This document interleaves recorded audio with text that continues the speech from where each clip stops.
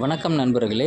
தினம் ஒரு தகவல் நிகழ்ச்சியில் இன்று இந்த பைட்டோநியூட்ரியன்ஸ் என்றால் என்ன என்றால், தாவரங்களிலிருந்து இயற்கையாகவே கிடைக்கக்கூடிய சில சத்துக்கள் முழுமையாக பெறுவது பற்றி நாம் இன்று பார்ப்போம்.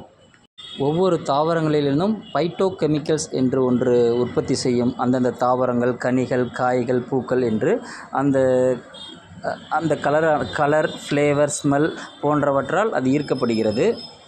ஒவ்வொரு தாவரமும் பைட்டோநியூட்ரியன்ஸை பைட்டோகெமிக்கல்ஸ் என்ற ஒரு சுரப்புகள் மூலமாக கலராகவோ, ஃப்ளேவராகவோ, ஸ்மெல்லாகவோ, சுவை, வாசனை போன்றவற்றை உற்பத்தி செய்கிறது. அந்த சுவை மற்றும் மனம் இயற்கையாகவே பறித்த உடனே நமக்கு கிடைக்கப்பெறும் பொழுது அதனுடைய சிதைவு இல்லாமல் முழுமையாக அந்த சத்துக்கள் நமக்கு உடலுக்கு கிடைக்கப்படுகிறது. அதனால் பல்வேறு நன்மைகள் நம் உடலுக்கு கிடைக்கிறது.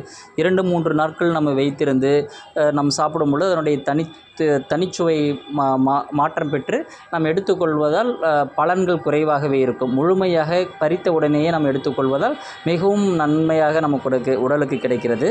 எடுத்துக்காட்டாக இந்த முருங்கைக்கீரை பறித்து ஒரு அரை மணி நேரத்தில் பார்த்தோமேயானால் சரியாகவே இருக்கும். ஒரு அரை மணி நேரம் பிறகு பார்த்தால் அதை உதிர்ந்து விடும்.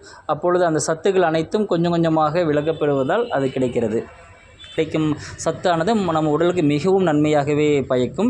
அது சாத்தியமில்லாதது. நம்ம காடு தோட்டம் உள்ளவங்க தான் அந்த மாதிரி கிடைச்சா பறித்த உடனே நம்ம சமைச்சு சாப்பிட முடியும்.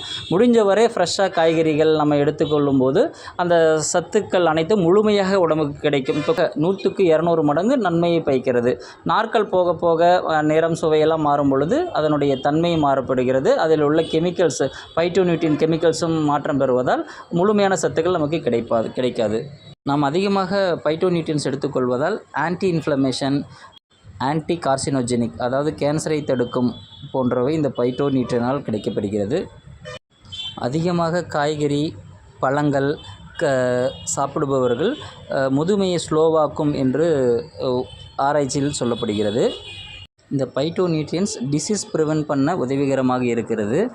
ஹெல்ப் ஆஃப் டிஎன்ஏ, அதாவது டிஎன்ஏவை சரி செய்யவும் உதவுகிறது. கம்யூனிகேஷன் ஆஃப் செல்ஸுக்கும் ரொம்ப ஹெல்ப்ஃபுல்லாக இருக்கிறது.